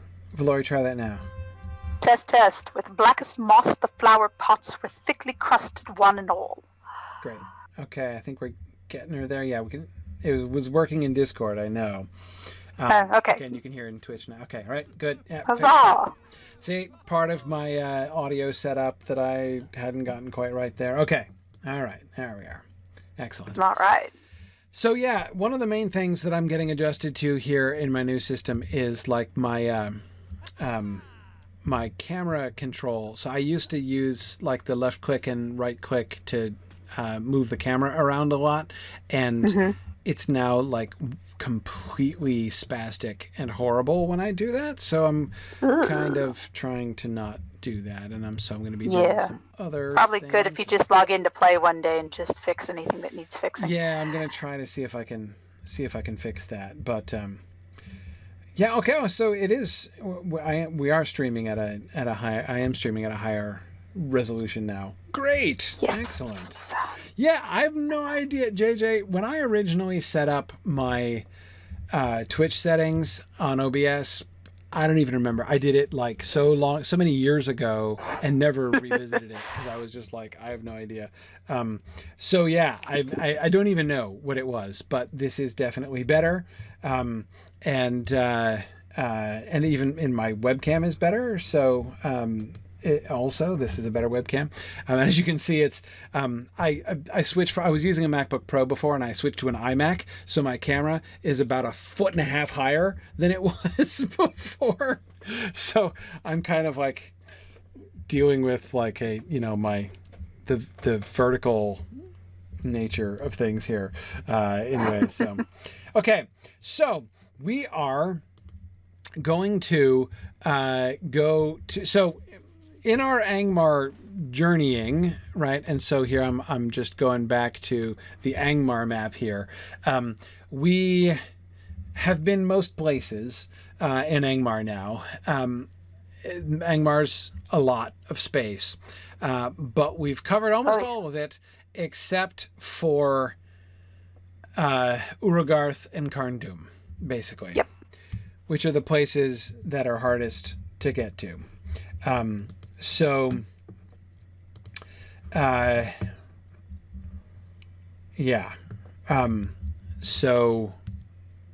I'm not sure. So anyone have any suggestions for how we do it? Well, let's get up there first of all. Yeah. So let's go up to Gathforthnear as usual. All right. Sounds good. Meet from up there. But I don't even. It's been so long since I've done Uragarth and Carndum, I don't even remember. Are those quest areas specific? Are they instances or? I think they're instances, but I'm not positive. It's been 5 years since I last played. Okay. Well, generally I went in there if I needed spare parts for stuff, but Right. now I have so many tunes that I just go into the bank and be like, claws. I have like 25 of these sitting around in my vault. Okay, hang on a second. So, oh, wow. All right. There we go. Yeah, there's something wrong with my right-clicking. Okay. You can also buy those things off the skirmish vendors anyway, so. Which things? The things Valeria's referring to. The level 50 class quest items. Okay. Oh, yes. All right, okay, I can pan in and out. That I can figure out how to do here. There we go. All right. So can we... Can we get to... Well, what can we get to? That's my question. What can we ride to? And what happens when we do? I guess let's just, like, discover that. Yeah, let's hit up Uragarth and see where we go from there. Yeah.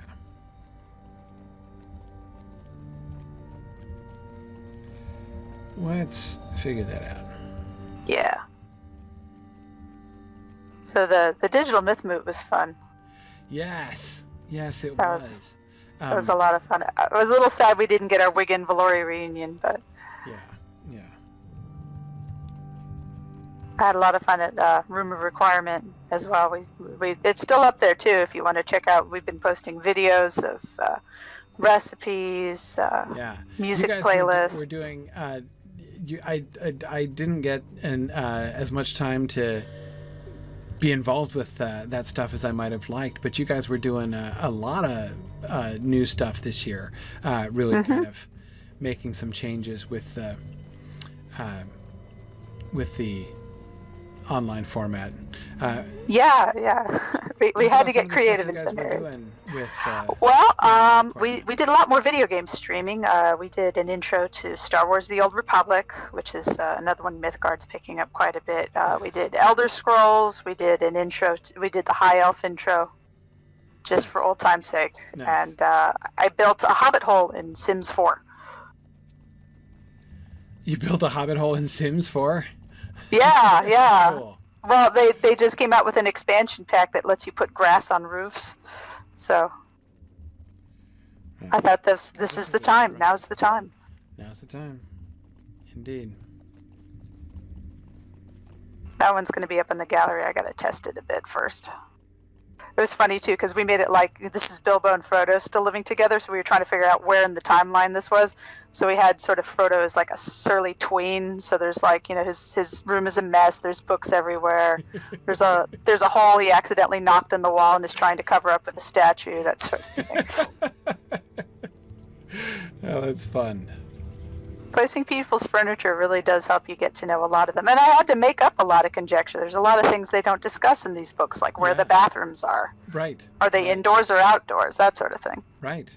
Right. I think the discussion we did, we decided that if any race of men.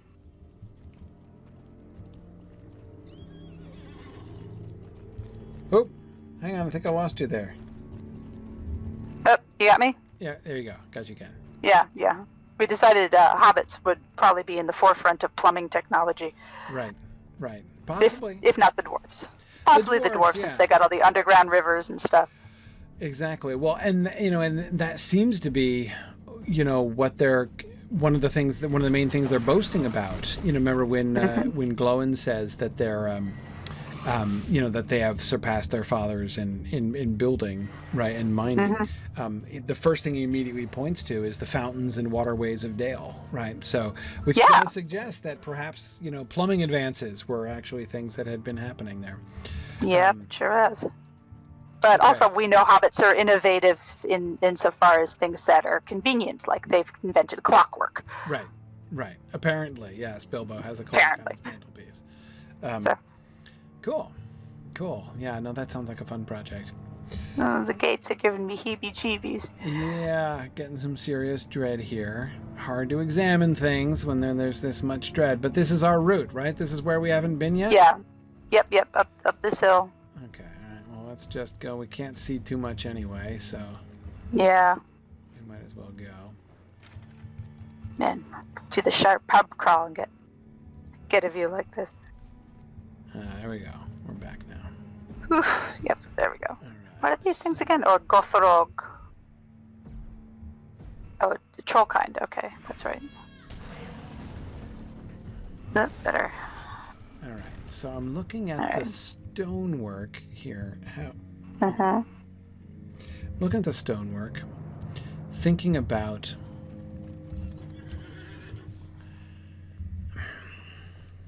Okay. So what I'm looking at is the difference. The wall in between these two towers seems to, how from a distance, like we can see the walls of Carn Dûm up from a distance, and you can see the those like the black and white bars, right? The horizontal bars. So we've got that sort of middle portion of the wall, which is sort of that kind of pale white, and then you've got the darker, what looks like iron, or not iron, or it'd be redder, but some kind of black metal, right? Yes. Up above. And that metal, of course, we see all over the place in like the spiky bits around the towers and stuff. But what was interesting to me about these towers is that the stone is different, right? We can see it's a very different kind of block from the stone of these walls. Those walls are what we've, and I believe that this architecture, this wall architecture, is what we had identified before as old Angmar, right? Like the fortifications built in the old glory days of the old. Yeah, the big courtyard. Yeah, the big courtyard up near the front. Yeah, I have exactly. But yeah, this stonework's got these vines crawling on it. I don't think we've seen that before. Yeah, it's almost like. I was trying to remember when we've seen that exactly. It's like hops or poison ivy or something. Well, that's why it's making me wonder if perhaps the I should probably just dismount to not bother my horse and not be constantly looking at my horse's backside. It makes me wonder if these towers might be new Angmar, especially since they've got all those, like the fishhook things, like which we've noticed sort of seem to correlate with new Angmar. This archway is pretty fun. Yeah, I was just looking at that too. So that's supposed to be the Eye of Sauron in the middle, right? Or to evoke it, at least? Yeah, sort of. I can't figure out what it's...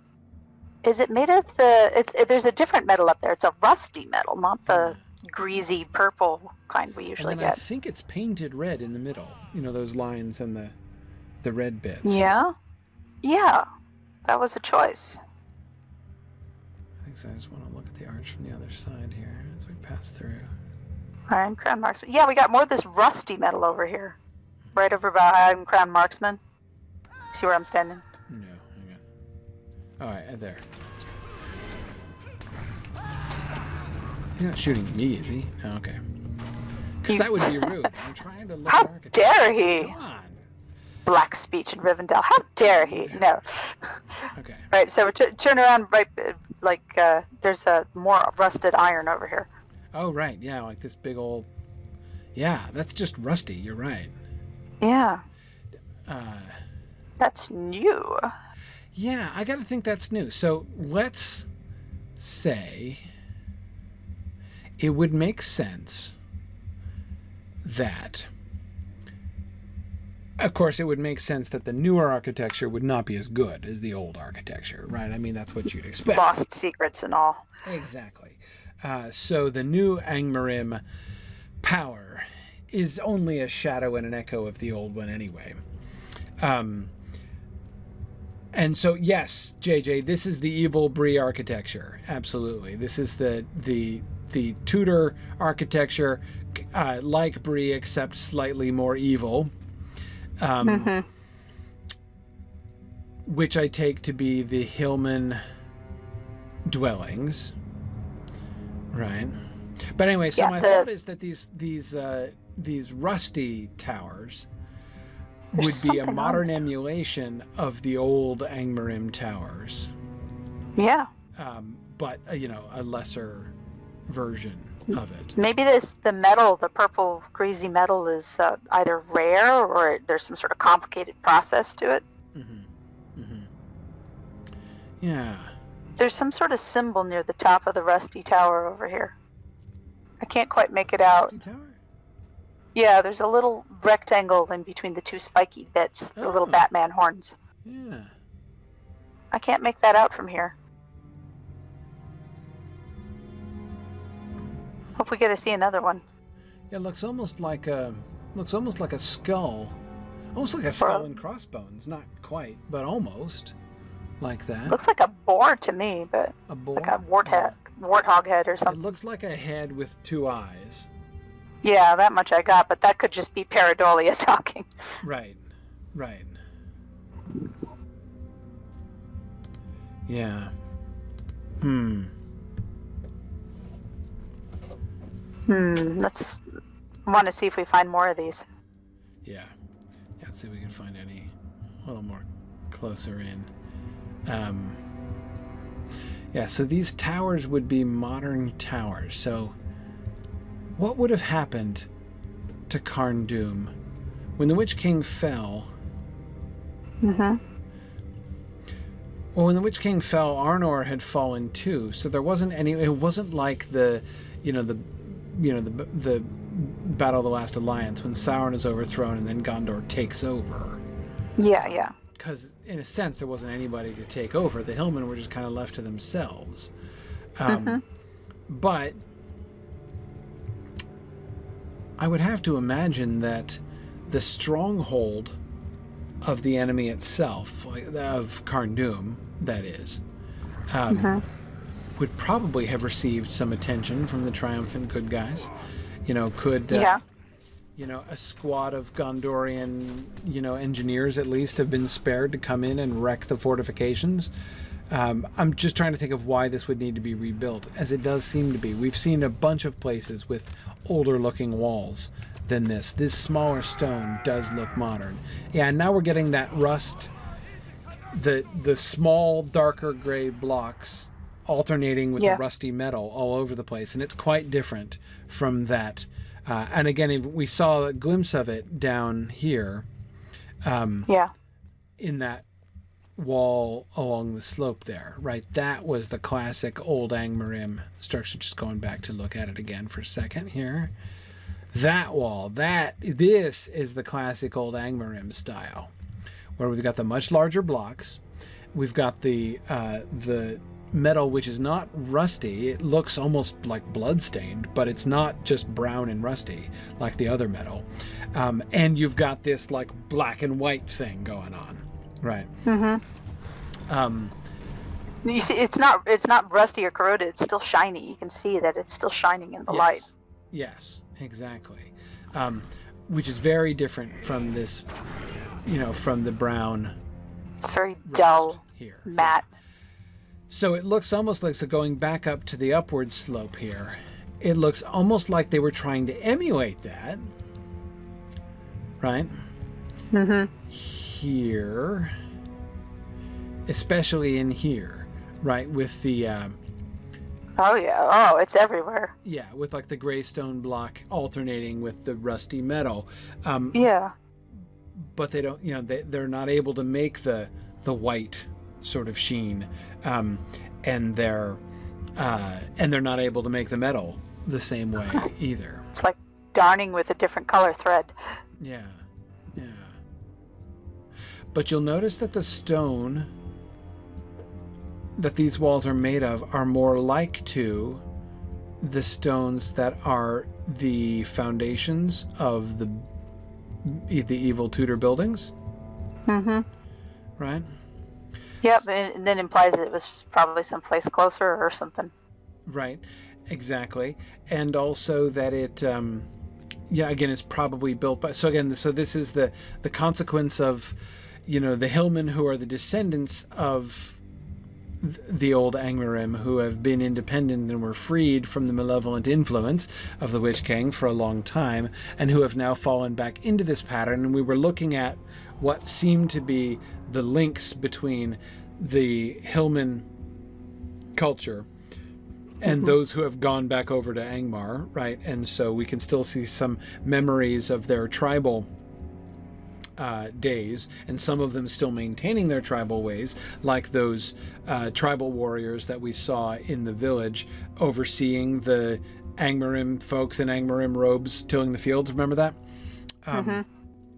So they're kind of buying in and they're sort of redoing it, but it's definitely a lesser It's version. a lost. It's a technique that was lost to the ages, it would seem. Yeah, yeah.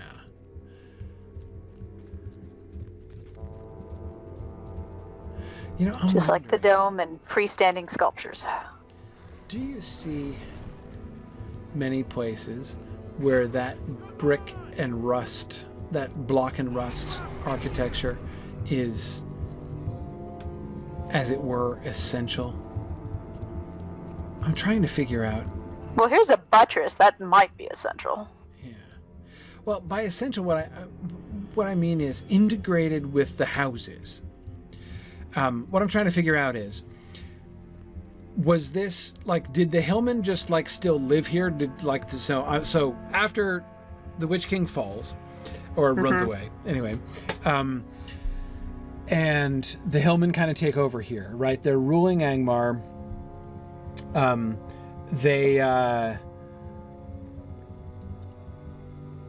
They settle here, right? They kind of take over. This was the main city, and they're like, well, it's our city now, right? The Witch King is dead. And so they build these houses and stuff. Now we're having the second rise of like the kingdom of Angmar, and many of the hillmen have kind of reconverted, and they're now building it up. And so they erect these new defenses and things in the sort of mode of the ancients, yeah. the ancients, yeah, but ineffectually. But could, or are these things that were built by them as they built their houses? Like, is it sort of a native part, if you see what I mean, of the art? I would have to know more about the oxidation process of metal, honestly, but Right. I don't think it takes that long for iron to it get doesn't, rusty which like this. the fact that it's intact but still covered in rust indicates that these are relatively new structures. That's what I'm thinking. I mean, it's been enough of a while. I mean, it's been, you know, at least what, a couple years? Yeah, and these houses are in pretty good condition, but they are older, but they aren't derelict like some of the ones we've seen. No, they're not. They're not. But I'm So also maybe not seeing them like. This one is the only one that I can see that looks like it was built into a wall, one of the new walls, with that buttress Yeah. pointing out. Yeah, it does imply there were some structural problems they were trying to fix. Right. But a lot of the houses are freestanding, again, as if they existed, and then they were like, so they had this sort of village here, right? And then they were like, what this village needs let's take out the old fountain and let's put in a big, huge fish hook with green fire thing in the middle of the square here, right? This is the old metal, though. Yeah, this is the old metal. They do seem to have some of it, right, which they've erected. Because, again, we've seen a lot of those fishhook things looked really new. Mm-hmm. Maybe it's something only certain acolytes have access to. Right, or maybe it's a limitation of resources rather than a limitation of skill, right? They only have so much of this greasy purple what's-it metal. Yeah, exactly. Evil tonium. Yeah, and Belongs I agree. There is very strange weather in these parts. Who knows what the atmosphere around here, has done to... Well, look at the pollution here. Yeah, exactly. Looks like your evil nuclear glowing pond. What is the purpose of this, though? Yeah, I don't know. So...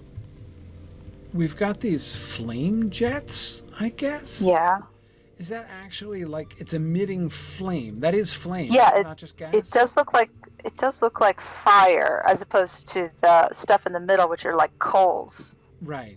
Because there's this, I guess, vapor or something emerging in the middle. Right. Can I also say I'm really enjoying being on ultra high graphics mode again too? This is pretty cool. But anyway, yeah, you can see all that knotwork in the middle now. Yeah. Does it kill you if you jump in? Does anyone know? Kind of want to see that middle bit there. Oh, it's got a wall. Oh, it's got a wall. You can't jump in? Yeah, it's a shame. I wanted to see if I could get closer to that knotwork.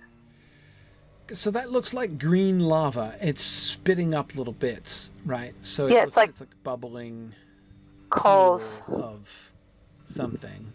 Kale. Is it liquid? Or is it metal? Are they coals or is it fluid in there? It looks like coals. It's sending up sparks like coals. Sparks. Okay. It could be sparks. I guess I was thinking they were like spatters. Oh yeah, it's like Epcot, the little jumping water bit, yeah. Epcot was evil. Right. Oh, and something is jumping all the way up this thing. Look at that. It's like sending a signal or something. Oh, yeah, the little green, and then they faded to purple at the top? They fade into purple. That's a blue shift for you. I'm wondering if it's creating the sky. It says, ooh. If this is what is making the... So my pollution comment was correct. Yeah. Yeah? That's my theory. I don't know for sure. No, it's a good theory. It's a good theory. I mean, it's literally sending things up to the sky. Yeah, and some of them are, as Belongs One points out, some of them are coming down, too. Some of them are coming down, which goes back to my Epcot theory. That it's just pretty and evil. I think that works for me. That this is one of the sources of the disturbing sky. Well, I'm seeing what this guy's doing here with this, because he's standing over the flame jet or something. He's just sort of waving a sword over it. Oh, that guy over there. Hang on. Yeah. Like, does it help his swords or something? Or? Oh, wait. Oh, did he stop? Is that the guy who's being shot now? Okay. Well, there doesn't seem to be anybody tending it or anything. Also, I'm trying to figure out whether the green fire is the purpose or whether it's a byproduct. Yeah. Oh, like a vent port on a computer. Exactly. That's what. Like I stick a chocolate bar next to a vent port. And now I have hot chocolate next to my computer. Right. Exactly. It looks like it could be something like that. Like just the place where the noxious fumes and heat are vented out. It does have that sort of drain pattern over the exhaust port, let's call it. Yeah. It also has one in the middle too, next to the skull of a Mumok and the animals in Celtic knotwork. Oh wait, you mean on the Yeah, in the surface. center pedestal. Yeah, yeah. I'm not seeing as many vapors though. It looks more like it's directed from this, I'm not as opposed to seeing this it. where it just looks like it's blowing off steam. Are the designs on the pedestal representational? I'm seeing like animals. Yeah, I see a Mumak and like bang hounds or something. Kind of like those critters, the flame demons and, Nightmare on Bull Mountain. Barghest. Incantation. Well, it's like Barghists. Barghists and Mumaks. Okay. I think I see the Mumak. You know what that looks like? That looks a little bit like that design you were seeing on the rust. Yeah, it kind of does. Yeah. But so this would make sense if there are some kind of like vaguely kind of, totem like creatures in there. Man, now I really want to get a good look at that thing now. See if this is a new character, so to speak. Yeah. Well, so around in the corners, or two of the corners, we have what are these over here? Like white factories? No, not exactly. I thought they It's not a phylactery factory. No. It looks a It little does bit, look like a smokestack. It does look very like a smokestack. Corroded, not in good shape. Yep. Green. And not in use. Light. Does this water do you harm? You tell me. No, doesn't seem to. It's Okay. not green. Well, it's hard to tell with the lighting, but Yeah, where does the light come from? I think the light's still coming from From the fountain? our fountain. Can't even really see it from here. You'd think we'd be in the shadow of this bluff here. Looks like it's almost coming from above. It's illuminating the bank all the way down into and possibly below the water line. Definitely below the water line. Yeah. Look, the part of the column that's underwater, and there's a grate down at the bottom. Look at that. Oh, look at the gross little like neon green streaks. Like whatever liquid in there is just Yeah. noxious. And it almost looks like there might be... It's like when you break a highlighter pen. Right. It's like my mom's cooking. Oh, Ouch. hope she don't listen.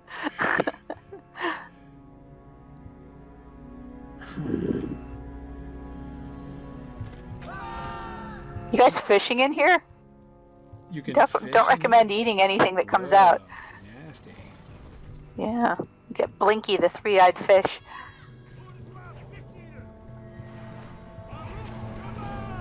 Okay, and then I assume this one over here looks identical. Yeah. Think so. Yep, sitting there. And then if we look over here at this, so the walls around this courtyard are the new faux Angmar walls, right? With Yes, the it is. stone wall and the iron, the rusty iron. And that goes pretty much all the way around. Over here, we have these... Are these gates? Oh yeah. I don't really get what this is. Looks these like a open? portcullis that came down. Maybe? But from where? I know. From the ground, maybe? Oh yeah. Looks like it was kept in a trench and then it pops up when they need it. They're almost like French windows. I don't really understand. It's a tasteful screen to divide the Yes. room. It does look a bit like a screen. How puzzling. Especially since we have some friends on the other side, it would... Oh, so you can just, it's not a very effective defense, apparently. You can just walk around through it? No, I think people went around to the other side. Oh, okay. Let's see. See if I can suss out where they're going. Oh, yep. Here it is. Oh, come on. We go around this way? Yeah, you can go around the back. It's the first turn, it's sort of hidden. Oh, I see. Oh, right, you can't go under the arches. You have to go all the way around them. Yeah, you have to go around. Not much to look at back here. No. It's the exit. I mean, we're outside the walls now. Oh, yeah. So that's like a postern, sort of? Maybe. Oh, What's up this hill? Yeah, I was just going to ask that same question. Where are we What? map-wise? I don't know. A scenic overlook of lovely Himbar, perhaps?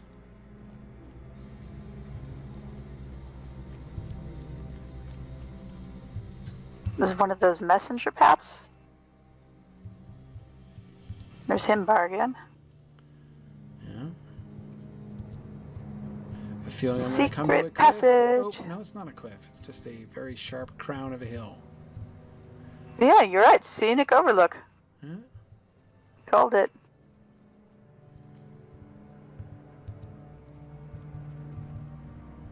Let's see, where is this? Is that? Yes, that's where the that's the house where the Cargul stands in the middle. Yeah. That'd make a nice postcard. Yeah. Oh yeah, quite lovely. Stop at the evil gift shop. Yeah. And there's the gates to Carn-Dûm right down there, yeah. Okay. Well, really, that's excellent. And then it goes, but then it keeps going down. Where does it go to? It does keep going down. I swear this is the messenger path that the dwarves have up on their cliff.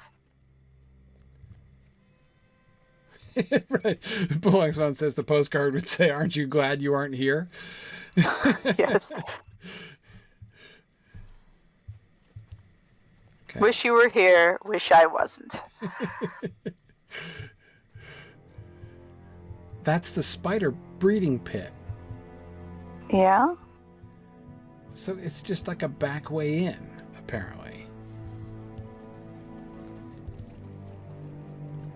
There's a back way into the main lower courtyard. I say lower because there's the big gate up above it, right? Mm-hmm. This is like one of Gollum's little backdoor passages. Yeah. You want to get into Carn-Dûm and avoid the statues? Come this way. Yeah, it does avoid the statues now that you mention it. I mean, not And that the you could giant get... trolls. Oh, it's Rhetorical Bokbareth. Ah. Okay. All right. The spider's guarding the secret passage. Now, why does that sound familiar? Right. So there, on the one hand, there's it's a good news, bad news situation, right? Like, there is a back route in, but it might be guarded by a monstrous female spider.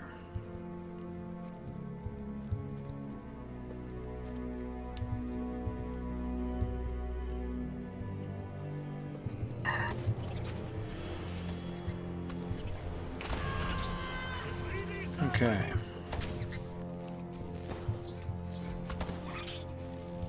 Oh. All right. This is just into. Yeah, this is just, we're just in the Torah Bogbereth. Okay. Interesting. Yeah. Okay. Well. We have found something that probably not a lot of players know about. That's fun. That was an interesting route. Yeah,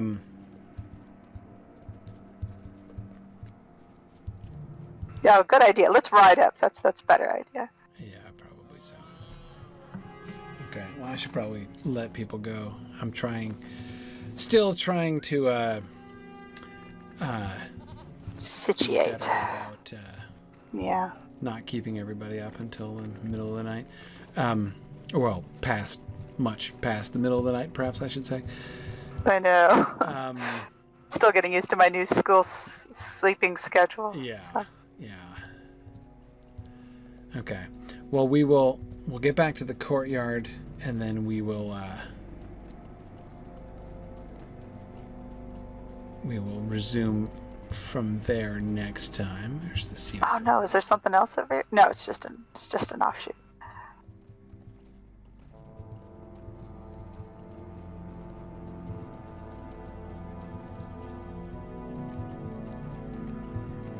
What a wild ride that was. Yeah. Wow. Very interesting. Okay.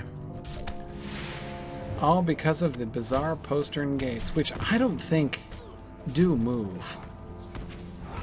No, I don't. Well, I think they move when you enter in an instance. Oh, yeah? Yeah. I seem to recall gates like this moving, and I think they were stored underneath these big slits here. Yeah. Okay. I can believe it. I can believe it. All right. So we will return next week to the pollution fountain here and the gates up. We'll probably come fairly close to as far as we can come without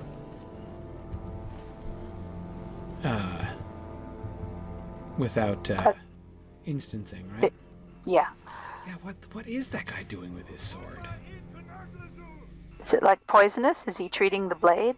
Yeah, is he performing some ritual? Looks like he's sharpening it on his leather greave, actually. Actually, yeah, you're right. I think he is sharp. It's the only light nearby? It looks like that's the only light nearby, so he's using the light. Yeah. I'm going to do it in this glowing green fire that's blowing up in my face.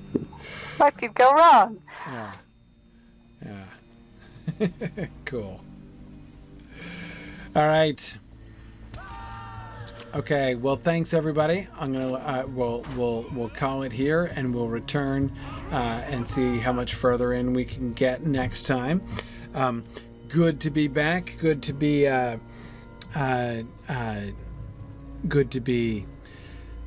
back on track here and streaming Lotro again successfully. So we can, yes, this does mean that we'll be doing the wedding some point now to celebrate my new system.